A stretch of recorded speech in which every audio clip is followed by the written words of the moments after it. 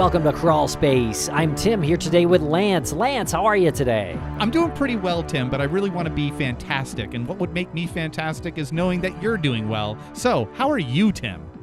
Well, I'm doing fantastic. Great. We're all doing fantastic. I hope everyone out there listening is doing fantastic. If you're just right on the cusp of being fantastic, I guarantee once you listen to this episode, you're going to walk away with a smile and say, God, what a fantastic day. You're absolutely right, Lance. We have on an old friend. Her name is Laney Hobbs. She does the True Crime Fan Club podcast. And Lance, she's one of the creators of the True Crime Podcast Festival that's happening in Dallas, Texas this summer. At this point with Laney, it's almost easier to say what she doesn't do. Because she has about 1 million podcasts, plus she does the festival, plus she's a new mom, which is big congratulations right there. Yes, indeed. Big congrats. But all of that is not going to keep her from attending the festival, which is August 26th, August 27th, and August 28th, and that is located at the Weston Park Central Hotel in Dallas, Texas. That's right. It's going to be a great time. And Lance, we are not attending this year, sadly. We would love to be, but we are going on tour with True Crime Obsessed and Maggie Freeling in August. And that's just a little bit too much for us. But next time that they do the True Crime Podcast Festival, we got to be there. We made the commitment during this conversation with Laney, so there's no going back on it, not like we would anyway. But you are right, Tim. We are going to be traveling pretty much the entire month of August, starting on August 3rd, where we will be in the wonderful city of Orlando, Florida, on stage with True Crime Obsessed and Maggie Freeling. Then we move on to West Palm Beach, Florida on Thursday, August 4th. And then we are off to, on Saturday, August 6th, Atlanta, Georgia. That's leg one. Leg one. And then leg two is St. Paul, Minnesota on Friday, August 19th. And then we head south to Dallas, Texas on Saturday, August 20th. And then over to Houston, Texas on Sunday, August 21st. Lance, I can't wait. It's going to be so much fun to hang out with Patrick and Maggie again. It's going to be a whirlwind, Tim, and I really am looking forward to it so much. And for more information on those tour dates and to get your tickets, go to truecrimeobsessed.com. Okay, everybody, and make sure to go to the True Crime Podcast Festival at the end of August, August 26th through 28th, 2022. It's a busy August for the podcast industry, Lance. And I know. Can we squeeze some more stuff in there? The True Crime Podcast Festival is going to be great. You can get your tickets at truecrimepodcastfestival.com, and there's also some links in the show notes to follow them on social media. And while you're toggling your butt over on the internet, why don't you toggle your butt on over to truecrimefanclub.com and check out what Laney's doing over there at her flagship podcast. All right, everybody, thanks a lot for listening. Follow us on social media. Check out the links in the show notes.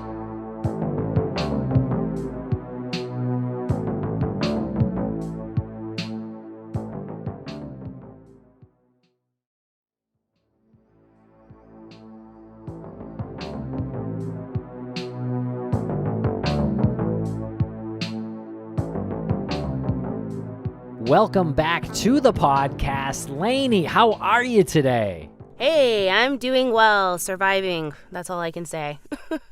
Surviving is really the most any of us can say at this point. But I'm curious why you went to surviving right away. It felt like that was... Because, it's just, I feel like I'm dying half the time. So I have a lot going on. Obviously, you guys know with the podcast that I do, being a new mom, and then also the festival that I'm headlining this year. It's kind of crazy. So very excited. But yes, definitely overwhelming at times. So surviving is the best I can do. Where do we start? You said you have your show. You're a new mom. Yes. The festival. I say, first of all, thank you for taking time out of your day to sit here with us in front of your logo and talk about all this. Where do you want to start? How is it like being a new mom in this day and age? To me, it's really interesting because it's kind of like a nouveau thing. You have all of these different ways to like engage in parenting, right? So we have gentle parenting or reactive parenting, and things that very different from how I was raised for sure, which is kind of like having a new mindset of being like, how would I have wanted to be talked to as a child? I'm raising a human, so I just really want her to be the best person in the end and hopefully help her manage emotions and be able to have constructive conversations with people. So I just really ultimately just like to acknowledge her feelings, even though she's one, just kind of have those conversations. So there's a lot you could do, may not do it always the best way, but we try. And so I think as long as you care about the type of parent you are, you already are doing a good job. Well said. But yeah, it's a lot. Yeah, well said is right. Yeah. Yeah. Well, tell us about how you've balanced your job as a podcaster. Yeah, so I have a 9-to-5. I actually just started a new job in January, but I do like employee relations. So I do HR, which if you know me, you know that's like my bread and butter because I'm nosy. I love to know what's going on. So people basically have to tell me what's going on a daily basis, and I get to hear all the drama, which I love. So I started a new job. My daughter was probably 6 months or so. And then I put her in daycare around 8 months. But at the time, I was in a pretty stable job before and then was managing podcasting when I was on maternity leave. I had a lot of friends fill in for me on the show. And I had done a bunch of pre-recording for Spotify. So I didn't really have any of that pressure to put episodes out or make sure like I really planned my maternity leave, to make sure I had enough time to just focus on the baby and then come back to work and get back into the stride of things. So everything worked out. I had my grandma lives with me, so she watched the baby when I had to record. My husband's here, obviously, working from home too, so we kind of just swapped her around. And then when she started needing a ton of attention and I was worried about like, oh my God, she should probably learn stuff instead of just hanging out in her room, like playing, we put her in daycare. So she's been there having fun ever since. And yeah, I'm actually, then I started all these crazy things with the podcast and festival. And I was like, it's a great year for me to take over. So that's what great. I did. That's great. 2022 is the year of Laney. Yes. It's the year of yes. The year of yes. Yes to everything. Yes. Okay. Speaking of yes, when you are interviewing for a job in the field of HR, human resources, do you let them know first that you have this podcast and this other side project, or this other, not side project, you have this other life, and do you also let them know that you like drama and you're nosy? Yes. Okay, so yes to drama and nosy, because I say like employee relations is my bread and butter. I could eat it every day, breakfast, lunch, and dinner. I'm very passionate about it. I love coaching, counseling employees, and just being people-facing. It's what I love to do. So I have a real passion for it. And it's, the salacious part of it is fun, but it's not that, like, salacious every day. It's just kind of somebody used my trash can and I'm pissed off about it type of situation. You wouldn't believe the stories you hear. Oh, I bet. Yeah. Yeah, it's insane, but I love it. And I don't really share, I don't really like to have my worlds blend together that way. Like, my family knows, obviously, but, like, my general friends don't really care that I have a podcast. They know what I do. They don't realize, I think, the success I have. So it's kind of weird for them when I'm like, oh, yeah, I work for Spotify, too. Or, oh, yeah, when you get a sponsor, they think it's the coolest thing in the world. I'm like, you guys, like, we've been getting sponsors since forever. So it's not maybe we're a little jaded because we've been we've been in it a while. So it's just like, you're not like, oh my God, I got a sponsor. Like, your first one, you're so excited. But like, after a while, you're like, yeah, I'll do business with you. You move on. And it's just now a business transaction. It's no longer exciting, if you will. To all the potential sponsors out there, I'm not excited. We're always not excited. I'm not excited whatsoever. Just pay me. But yeah, I mean, it's just like, to me, I see it as a business transaction, and I'm like, if I like what you're offering, then I'll take it. And sometimes, my friends get to live vicariously through those sponsorships, so it's wonderful. But I generally don't like to have them merge. Now, if somebody mentions they have, interest in true crime, or I'll say like, oh yeah, I love true crime. Like, I love talking about it. And then somehow that'll come up. So I've been more open about it, but it weirds me out with when my coworkers like listen to me, I'm like, oh, you listen to that? I'm like, oh wait, don't start at the beginning because it's very like jarring. I chose like the most like insidious episodes to begin with, or cases to begin with, in my podcasting journey. So I tried to go, you know what, just start from like where you're at right now. You don't got to go back to the beginning. So yeah, I generally don't like the worlds to mend. So. Okay. So have you ever considered setting up like secret mics in your office, your HR office, and then like if maybe I 10 wanna years get later? Sued. Well, 10 years later, down the road, you can start a podcast that's like HR confidential, and it's all the employees just like And dishing. I just work with Dr. Shiloh and Dr. Scott to analyze the kookiness. Yes. Oh my gosh. You honestly wouldn't believe. I just dealt with somebody who, you've heard of those stories like targeted individuals and stuff and how like they kind of devolve into this thinking. And I just dealt with somebody who was like that.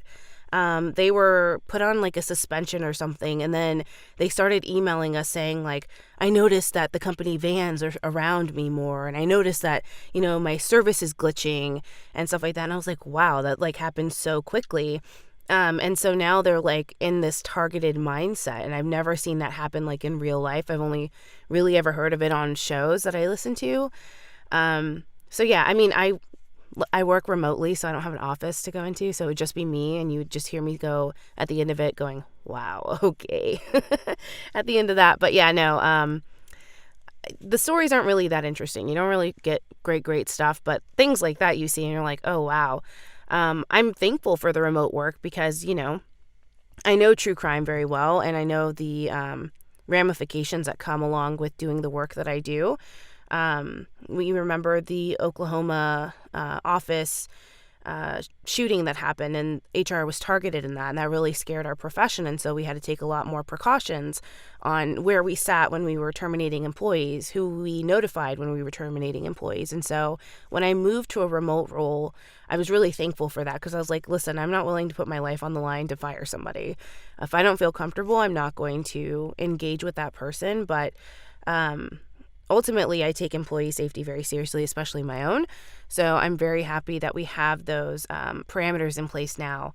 But yeah, it can be a scary profession depending, because you don't really know who you're crossing paths with. I think many of the people who have unfortunately been taken in office violence thought, had probably some weird feeling about them, but they felt they couldn't do or say anything because you don't have proof of it. You just have a feeling.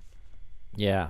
Absolutely. And I don't want to make light of your job, but yeah. I've been feeling a little weird about Lance lately, and I was wondering if this is an okay place and time to mention that. I think probably so. Don't want to tell Lance that you feel that way, but probably want to talk about that separately. But, now that it's out there for sure, I will take on the guide of, employee relations for the podcasting community. Now there would be some drama. I would love to hear it. I'd be like, please Wow. come to me with all of your issues. I would love to hear it. Yeah. That one you would definitely want to record and broadcast Oh, later. for sure. Yeah. Oh, my And God. you'd If I live could do stream it. podcasting confidential, I would love it. The good thing about that is none of the podcasters would threaten to sue because they would love to Yeah. hear their own voice out there. That's true. And we could do a disguise. Oh my gosh, that's such a great. Can we just do that together? Can we Yes. collaborate that and make that a podcast thing where they can just call in their confessions and be like, "This is a podcaster I hate today." That would be Okay, You're so onto do we call? something. Yeah, this this is is a good great. idea. Do we Yeah. yeah, call it? copyright it, claimed it, trademark. Nobody can steal this idea. We called it. Oh, that would be amazing. I would totally do it in a heartbeat. I have so Podcast much. Confidential. Podcast Confidential. Yeah. Podcast confessions. Podcast Confessions of a confessions. podcaster. Yeah. Yeah, definitely something in that range. Oh, There's and something the here. audience would eat it up because they know that stuff happens because you see all the subtweets from Right. random accounts and stuff. Oh my God, I would love it. Yeah. I would have stories for days, guys. It'd be incredible. Yeah, and would luckily love we that. stay out of all the drama completely. We completely stay out of the drama. We've never been embroiled in anything dramatic. True that. Oh my gosh, yeah, really. Laney, tell us about your podcasts. I know True Crime Fan Club, and yeah, tell us about what else you're up to. Yes, so I have True Crime Fan Club that I started in 2016, so that's my baby. And then I have my paranormal show called It's Haunted What Now? I think that's going on 3 years now, too. And then I host a show for Spotify. It's a Parcast original, as they call it, because previously Parcast was its own network. And then they got bought out by Spotify, so we are a meld of Spotify and Parcast. So I host Crimes of Passion on Spotify, and I'm just the host of it, so I don't really do any of the research, writing, even though part of my lines is I'm not a researcher, I'm not a psychologist or a psychiatrist, but we have done a lot of research for the show. I have done none for that, so sorry, veil has been unmasked. And then I actually have another show coming out with them. I'm not clear to announce what it is yet, but I will be hosting another show for them probably in the next year or so, but still in development. Yeah, I mean, you might as well tell everybody now. I mean, well, I don't know what it is. Official title. I don't know what it's called, but it's really cool. It's interesting. It's still kind of in the true crime world, but it's more so focused on kind of the white collar crimes like art thefts and things like that, like kind of the cool stuff that I like to talk about too. So I think it'll be fun. Very cool. Is it all about DB Cooper? Yes. Okay, well, great. You spoiled it. So nailed it. They're going to sue you now. Please. Yes. That's going to be in our podcast confessions. Well, my show was exposed. Podcast Laney, exposed. Not okay. Yeah, we're getting closer. Yeah. Well, yeah, might be Maybe teetering on. I also have stories about those too, so we can get into it. Wow. Oh man, let me tell you. I just hear it. My ears are to the ground. That's it. Well, tell us what kind of stuff you cover on your podcasts. Let's start with True Crime Fan Club. Yeah, so with True Crime Fan Club, it really just runs a gambit. I particularly focused on solved cases. Doesn't really matter when they happen, but for me, having a resolution is really important. It's very, very hard for me to do anything that's unsolved, just because I like to have answers. So I know that there are people I know that there are people out there like me who also like to have answers. So that's what I do. So it's not a serialized show at all. It's just a different case every episode. With It's Haunted What Now, it's focused primarily on haunted objects, and I love the paranormal. And I think it's a lot of fun to hear people's stories and kind of their experiences and things they may think are paranormal, or, people who were skeptics and now believe in it. So, yeah, that's pretty much what I do. And Crimes of Passion is, of course, any crime that involves either love, relationships, or friendships and things like that, and kind of the extremes that people will go to kind of commit murder, especially in the name of love. So very interesting cases that I hadn't heard before, and then also some cases that are very familiar to those who are in the true crime world. Very cool. And what about your live show? Oh, yeah. So I host a live show every Tuesday, 6 p.m. Central, on what is now called Spotify Live. It was previously Spotify Green Room. But Spotify Live is basically just an active platform where people who like live audio can go and engage in any discussions. Think of like Clubhouse, but it's basically now for just Spotify. So I'm part of the True Crime Tuesday content that they have. And yeah, I love it. I mean, I cover a new case, and cases I don't cover on typically on True Crime Fan Club, just because either it doesn't have a lot of content available and it's enough to condense into an hour discussion, or like recently I did the Johnny Depp and Amber Heard trial just to do a recap of it because I thought it was interesting. So you can basically just pop up on there anytime and host a live show. We actually plan to utilize that platform for the True Crime Podcast Festival. So those who can't go, we don't typically want to have everything behind a paywall. It's not our deal.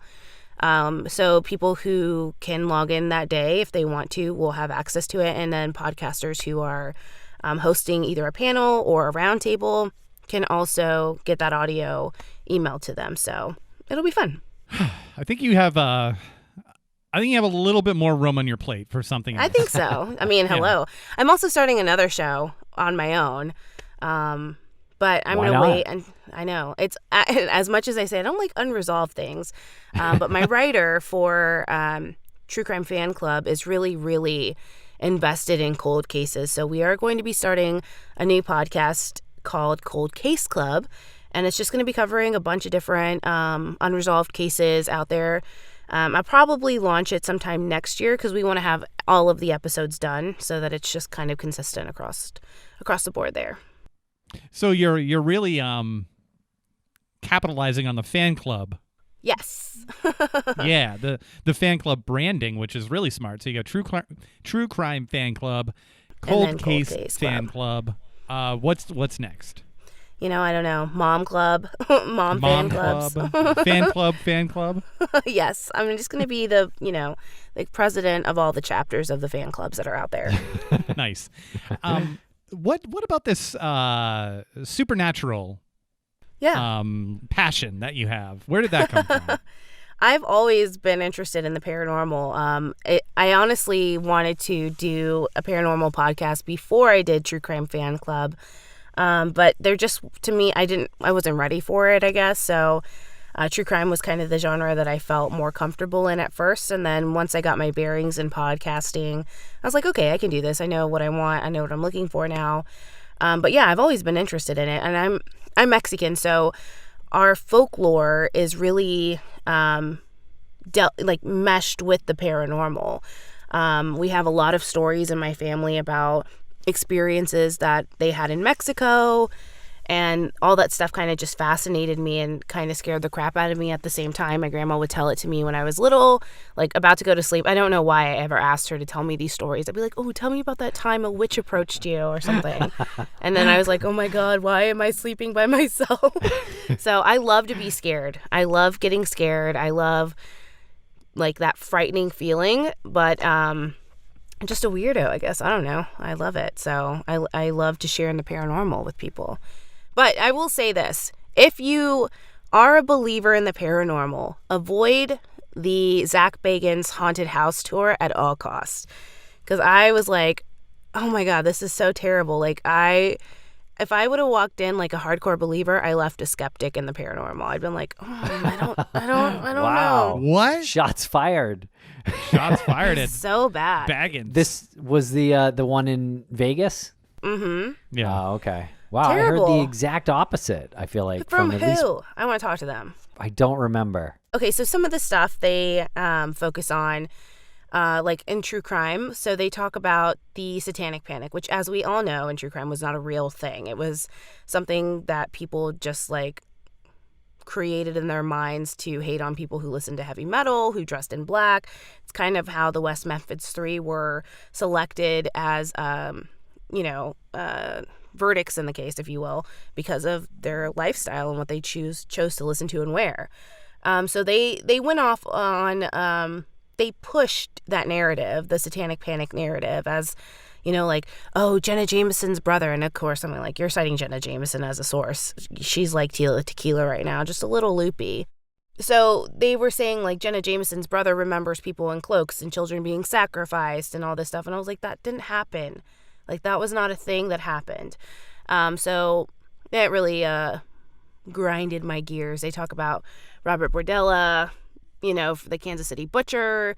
And they just pushed a lot of narratives that in the true crime world have been debunked and are not true, just kind of to sell a story. And I don't think that that's appropriate or ethical. So I was like, this is not great content to be pushing to people who don't know otherwise. Are you saying that Zach Baggins from the renowned and esteemed Ghost Adventures mm-hmm. possibly has something going on in Vegas that might capitalize on the inaccuracies and the tragedies of the past? Yes. I Wow. mean, the Bordella room is just upsetting because he has nothing but like renditions of whatever artwork he had that shows like really severe sexual abuse scenes, and I'm just like, why? What's the point of that? But yeah, he does. What do you mean by that? Like sexual torture that would be done historically? No, like that Robert Bordella, like the pictures he took of him. Oh, the Robert assaulting Bordella. people. Oh, Mm-hmm. oh, why would you do that? Exactly. So And then also for Dr. Kevorkian, like, we know now that there's a compassionate way to help people in their lives. And so, again, pushing a narrative of like, oh, what did the evil Dr. Kevorkian do? I'm like, these people actually like came to him and requested his assistance. And then same thing with like Ed Gein, who we know suffered from a mental illness. Does that excuse the murders that he did? No. But there's also no paranormal piece to that. So this is truly just something for, salaciousness. That's really all it is. And so I'm fine with that. I'm like, listen, go hard if you're going to go hard, but just tell the right story. He had Nazi memorabilia in there. I don't see the purpose of it, because we know that it existed, but I don't see the point in having it on display anywhere. But again, I mean, it's just, he's a collector of items and collector of stories, and I think he's the curator of the stories that he finds to be the most attractive, and he necessarily probably doesn't care about the accuracy of those. So, Nazi memorabilia is so like boring and tropey to me. Like, if you're going to present, if you're going to present something with a Nazi tie to it, give me something that's historical where you can tell me what happened, why, what, where we are now. Like, give me like depth to it, and not just like, oh, this was a SS badge. Yeah. Isn't it creepy? Or here's a little rat with Hitler's mustache on it. And I'm like, okay. Well, cool. That sounds adorable. So, I mean, well, minus the Hitler part. But yeah. We've covered a lot in 20 minutes. I know. My gosh. No, don't apologize. This is the best kind of It's the content you didn't know you needed. Ooh, write that down. As curator, though, I feel like he should be there, like, as the tour guide, so you can kind of ask him these questions. Like, what were you thinking when you put this here? But that's not what happens, I imagine. No, I guess he visits every now and then, but the tour guides also are pretty hokey, and they carry around canes that they systematically knock every now and then, not in, like, general senses like, oh, hey, it's like, dunk, dunk, dunk, and then things happen, or dunk, dunk, dunk, something happens, and you're just like, anybody else believe this? Like, I was just like, at first I was really nervous to go because I'm like, oh, they have the Dybbuk box, they have, these notoriously haunted objects, so I was like, okay, like, I don't mess with my juju like that. And for some instances, there were parts of it where I was like, wow, that's incredible. Like, I'm not going to mess around with it just in case it's real. The doll that, like, if you look at her eyes, she, like, can haunt you or whatever. So I was like, no thanks. I hate dolls anyway, so not taking the risk. The Dybbuk box was really interesting. But then there was another instance of, like, a Swedish man who was murdered, and they believed that because they believed he was a witch. And then they buried his body, and then the ground started dying, like, the ground around him started dying after he was buried. So they were like, you know what, let's exhume and chop off his head and then pass it around through the generations. And so they have his head just like floating in this box. And they were like, yeah, don't say anything when you go into that room. You can look at him, but just don't say anything because this is his final resting place. He doesn't want to be here. And I was like, okay, so like, let's not expose him then. I don't, you know what I mean? It's just like, that's just such a weird thing to do. But yeah, it's pretty hokey in my opinion. It wasn't like the best tour, if you will. And so I did like a little Instagram reel afterwards and was just like, I would skip out on it. It's just as kind of salacious as the Murder Museum in LA. It's just a lot for maybe no reason. Well, I like that you have decided to use this platform to hate on Zach Bagel Bites. Yeah, exactly. Just wage war on Zach Baggins. He is open door here if he wants to come on to rebut any of this. Oh my God, I would love it. More than welcome to come on. What is a haunted object that you would stay as far away from? The Dybbuk box for sure. Oh, really? Go. Oh, yeah. Do tell. So, it's this really. I think it belonged to a Hasidic Jew at the time, and it was something that exposed like both worlds. It's so evil and good. And for Jewish people, I don't really know what they believe in terms of heaven and hell. So, but it's like the equivalent of that in Christianity. So this box is essentially like a portal to what Christians would consider to be hell, and allow to allow for like evil things that don't necessarily belong in this world to come out and expose itself. And so the woman who had the box, she requested that the box be buried with her because she was aware of like how dangerous it was. And in the Jewish culture, it wasn't appropriate to do that. So the granddaughter ignored those wishes and passed it along to different people. And of course, everybody who came into contact with it before it's kind of enclosed in the way it is now. So the different people that came into contact with it have had terrible experiences, like either got cancer or have died or have had heart attacks or have lost people in their lives. And it's all pretty consistent. So everybody who's had it has had some terrible tragedy or sets of tragedies happen. And then finally, the box made its way to Zach, and they did kind of a Jewish blessing around it and made sure that, you know, it was kind of sealed appropriately by a rabbi and by different other, I think, people. Now, there's this famous story about Post Malone kind of getting, you know, the repercussions of being in the same vicinity of the Dybbuk box. So the story goes that Post Malone and Zach Bagans were there in the Haunted Museum after hours doing a little tour.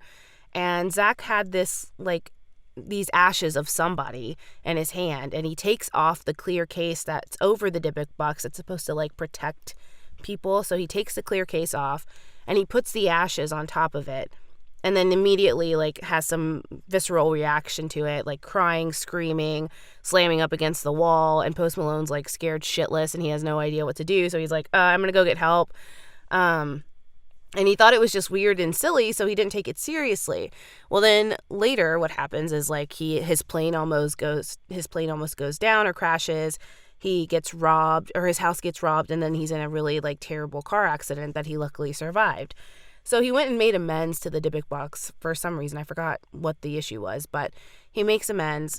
And because of that incident, they now have enclosed the Dybbuk box into this huge like wood glass case, and it has etchings of Hebrew prayers on it, and then there's salt and basil, I think, around there, but the basil is starting to mold, which means that there should be, the only reason that would happen is if there's moisture, but it's completely dry.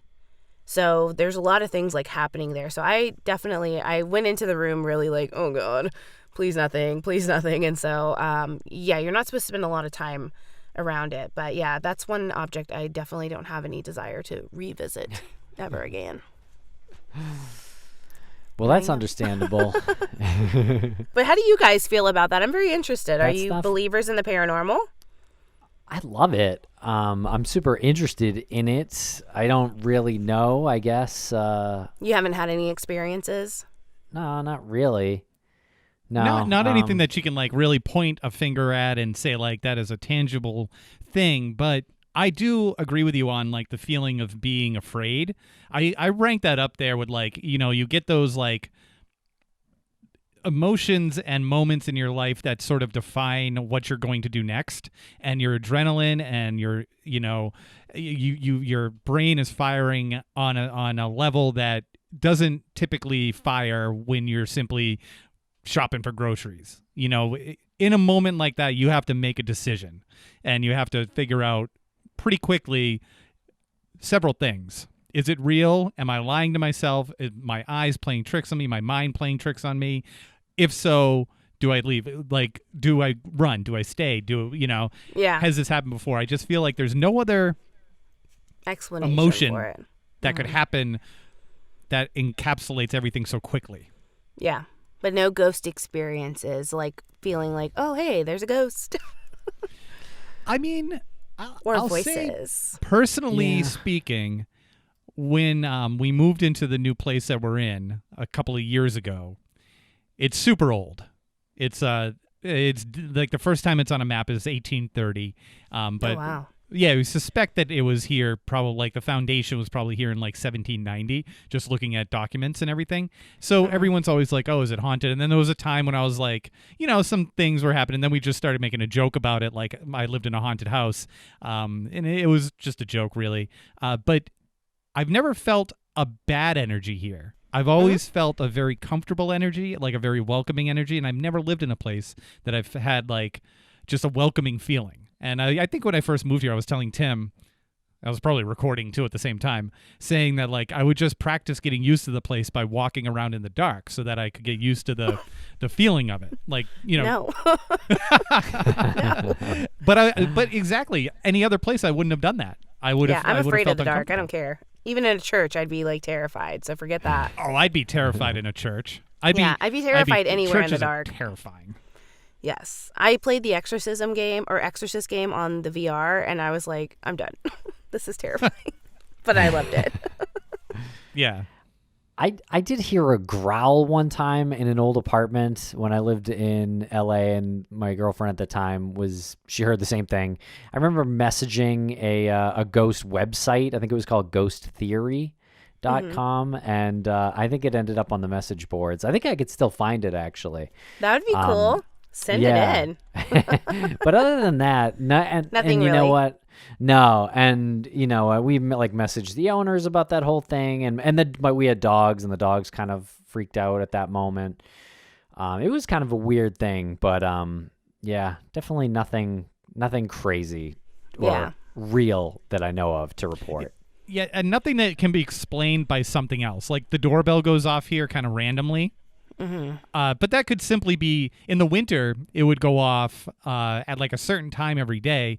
Not every day, but a certain time on like it would go off at a certain time on random days.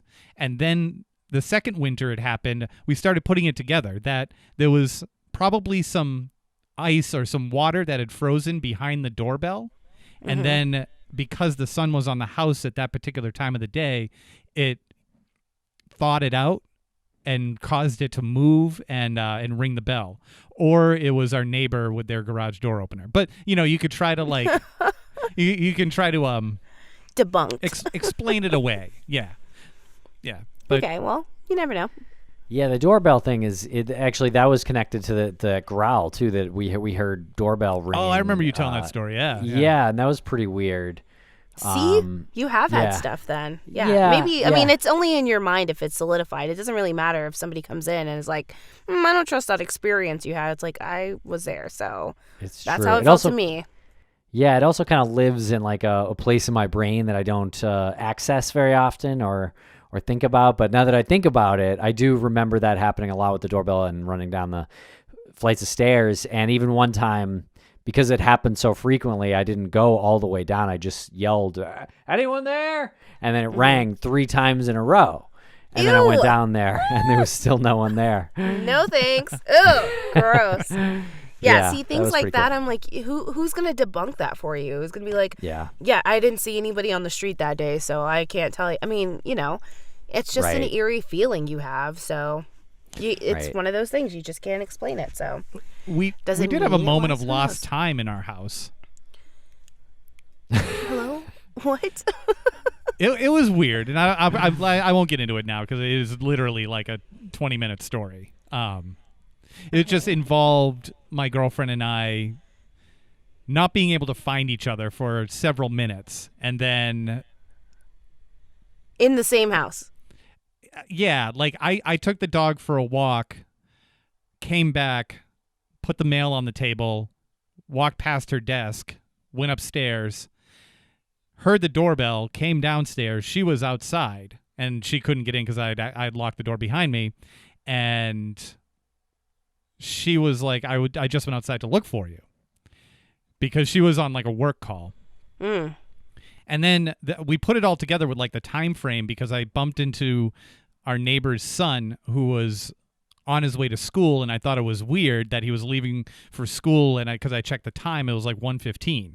So, and her call ended at like I don't know, 1:20 or something. But it was the mail. It was the mail that did it.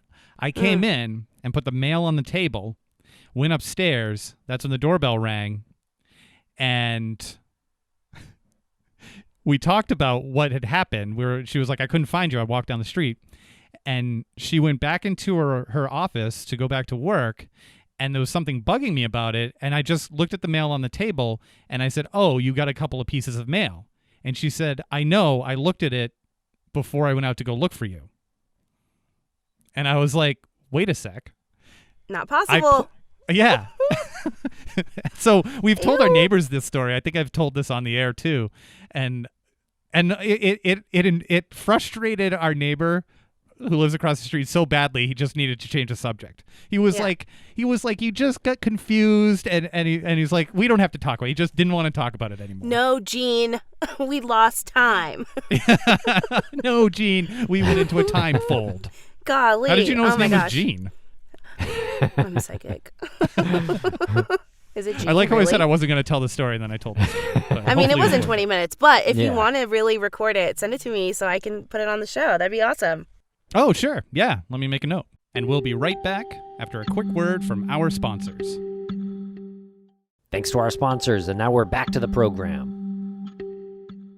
Laney, tell us about the True Crime Podcast Festival. What is going Yes. on? It's coming up. I know. Yes, August. the 2022 edition. Yes. So this is a festival that was co-founded by myself and Lisa, who previously had a show called Crime and Precedents. We started with the thought process in 2018 and then launched the inaugural one in 2019 in Chicago, which was a huge hit. It was a completely grassroots thing where we were just, talking to our friends and saying like, hey, if you want to come. We had no idea what we were doing and we tried our best, and I think it went off really well, but we had some things we needed to fix. Then the pandemic hit, so we had to cancel the 2020 festival. Then we had 2021, which I likened to more of a meetup. It was just like, the pandemic, I think Delta was about to surge again. So it was kind of in that weird phase. And then 2022, I was like, you know what? It's my turn. Lisa's done a really great job the first 2 years. And so I was like, I really want to take it on and just kind of go from start to finish with the whole planning process, because I hadn't really gotten to be involved because I was pregnant during the last one. And so I wanted to give Lisa a break from all of the planning and stuff and really invite more creators in to help in the planning process so that they could feel included, because it's really important to me. I'm an indie supporter, like indie show supporter, nonstop. Even if I were to one day ever go on a network, indie shows are at the heart of what I do, and I know how important they are to this industry. So I wanted to give everybody an opportunity to kind of just share their show with a bunch of people who love true crime and love true crime podcasts. So really it started with the idea of just like, I love hanging out with my friends. I love being able to network with other creators and just getting to kind of talk and hang out. And, you don't really get to talk on a day-to-day basis with people who really get what you do, or have the same type of passion that you do and are doing true crime for the right reasons. So it's really important to me to make sure that the creators who are attending and the message that we're sending in the festival is really victim focused. We are passionate about inclusivity. I know that some people had some concerns about the festival being held in Texas because of the trans equality issues that are happening here. And so part of the mission of TCPF is to make a difference in the communities that we enter. So every year we are somewhere different. So this year, since we're in Texas, we are raising money for Hope's Door, which is a battered women's shelter, which helps women and children transition from domestic violence situations to a more stable life and to leave their situation that they're in. They do a fantastic job of getting women ready for the workforce who maybe haven't had a job in forever, and just really helping get their lives stabilized from, years of domestic violence. And then we're also raising money for Texas Equality, which helps kind of push with legislation to prevent families from being targeted by bigoted people who don't believe, that kids can make decisions about their lives and who they are. So it's really important for us to make sure we make a difference where we go. So it's up to whoever, when they purchase a ticket, everybody has an option to donate to those organizations. And so we've pledged, we kept that money to the side. And so at the end of, or whenever the tickets close, we're going to be making our donation to both organizations. So It's really important that we also ensure that anybody who comes to sell products doesn't sell anything that's considered murderabilia. So everything needs to be victim focused or really safety focused. So we have an individual who's coming that sells physical protection things that are non-lethal. We'll likely have a demonstration from the Dallas Police Department on self-defense techniques, things like that. We're very excited for this year's festival. So big shows, little shows, if you just started, if you want exposure, it's a great opportunity to network. Friday night is just for podcasters, so because we never really get an opportunity at other festivals to really just like spend time with each other before the chaos starts. So Friday we have a mixer, and it's just going to be for us to hang out, drink, eat, and just have a good time before the chaos of the next day starts, which is, having the big meet and greets, and then we're going to have our roundtables and panels. We changed a lot in programming this year because we used to do live shows, but now we're adding roundtables to it because we found that really people who are passionate, sorry, my stomach is growling, people who are passionate about true crime really want to share their theories with their favorite shows. Like, hey, there's this case you covered, and I'd really like to talk about this and share my thoughts on it. So the roundtables are for that purpose. So there's going to be cases on Brandon Lawson that we're doing, which is a local Texas case that initially I think is a cold case, but they believe they've now found his remains. His best friend is actually the person who helped find his remains, or what they believe to be his remains. I think confirmation is pending, but we're going to be talking about things like that. But we have many people on the committee who are focused on victim advocacy and also inclusivity within the genre, because as we know, people of color are often not taken seriously in the podcasting industry. So it's important for us to make sure we have an equal distribution of programming that includes them as well. For you, excellent work. Excellent job being inclusive and extending the platform to all of the good causes that you're raising awareness and funding for. Wish we could be there. We committed to something else. I know. A long time ago, and it just like those dates just are not good, and we can't make it. Next year it's going to be in May. Next year is going to be May. Yes. And where do you have, is there any idea where, or are you just... there is an idea where, but we're not going to announce it yet. No one's listening anyway. It's just the three of us. No, sure. No, I'll tell you privately, but no. Okay. Cool. We won't announce it. So yes, it will be May of next year, either the second week of May or the last week of May.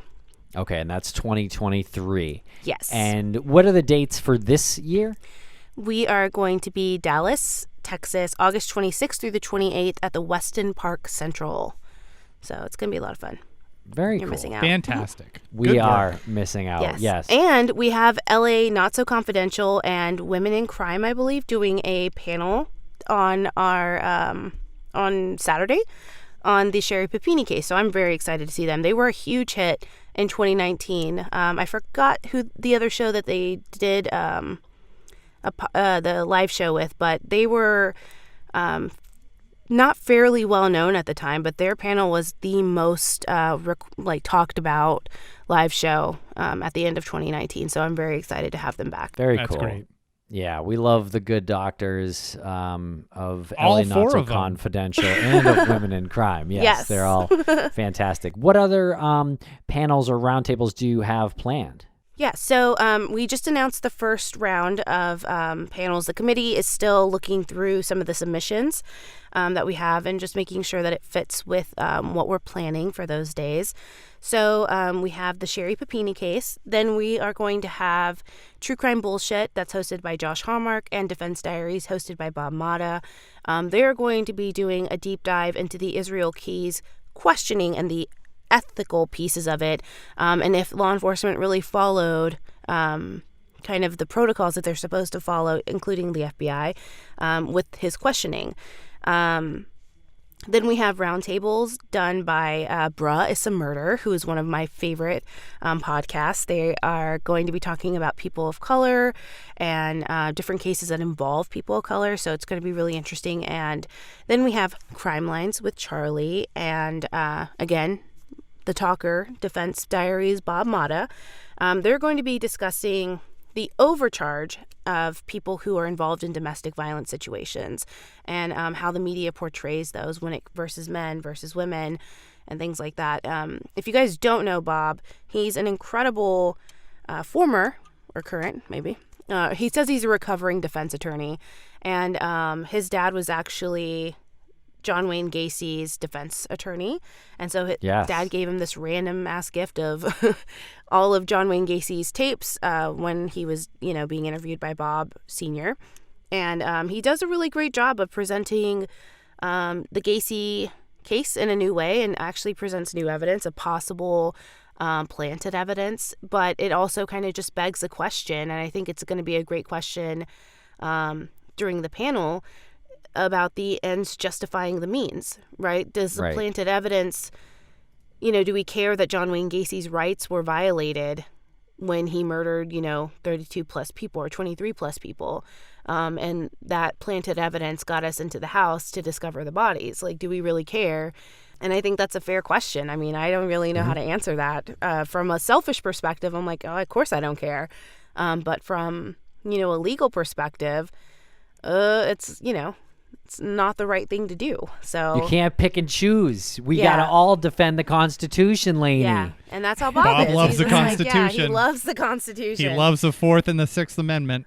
That was my Bob impression, actually. We just had him on. Thank He's you. So funny. Yeah, I love him. he was on an episode that aired today with us. Oh, awesome! I will need to listen to it. I'm obsessed with him. His shoes, he's great. His shirts. He's just a stylish dude. His voice. His voice, he's just the coolest kid ever. I'm like, how haven't I not known you this whole time? I love him. So yes, check out the episode. I because will. I love him. That ethical conversation, that response, it just naturally comes up because one, a lot of people ask him, how does your dad defend somebody like John Wayne Gacy? Yes. So there's that question, but then there's the planted evidence question, and do you really care? But there's a lot of factors. No one knew what John Wayne Gacy was until he became John Wayne Gacy. Right. And if you're doing that to get one person, where does it stop? Right. So, it's a really fascinating conversation. Ooh, I can't wait to listen to it then. Yeah, I'll do it. Yeah. I think we would have eventually been in the same situation where Gacy was convicted of murder, but maybe not right away. Yeah. There were so many cases that led right to his crawl space. That there's a lot of clues in all those cases that would have eventually led back to him. Mm-hmm. See, now I'm so jealous that you have Bob there and you're talking about Brandon Lawson, because we work really closely with Jason Watts, and we did the panel at CrimeCon with Ladessa and Jason, and talked all about that in Crimes, Cults, and Cabernet. They were on the search and everything, so I feel like we're missing out. Maybe you can log into Spotify Live and listen to it, so you can be there. Oh yeah, that's actually a great idea. Yes. That's what we're doing. So we want people, again, it's not a money-making scheme for us whatsoever, trust me. It's, my goal is just to get this out to people. Like, I think it's, it's not something that that we're trying to hide behind or anything like that and be like, oh, you can only get this here. Obviously, we would love people to attend, but I just want to make it available so people can hear it and listen to it, and so that the podcasters who are attending who maybe don't have a huge audience yet can kind of build off of what they can get at TCPF. It's a great opportunity to mix and mingle and to get to know creators who are maybe bigger and they take an interest in your show, or they're like, hey, I would love to listen to that, because we know the true crime market is very saturated. There's a new podcast coming out every day. Everybody thinks they're doing something new in the industry or something new in the genre. And it can get lost because, we've seen podcasts come and go. They've started with a passion, but then they get discouraged by numbers, or they think it's a get-rich-quick scheme. And if you're doing podcasting for money, especially in true crime, you're going to be very disappointed. It's very few and far between that we have individuals who are new shows that exceed the expectations of an audience. So I think about Swindled. Started after me. He's one of my great friends. I love him to death. And he's extremely successful, and that's because he fits within a niche. Same thing for Josh when he told me about how he was going to develop true crime bullshit and talk about it. And I was like, dude, I can't stand Israel Keys. So hopefully you can do something, great with this. And then I listened to it and I was like, oh my God, this is amazing. Like, this is going to be huge for you. And it has. It's catapulted him in a way that his other shows that are equally as great, couldn't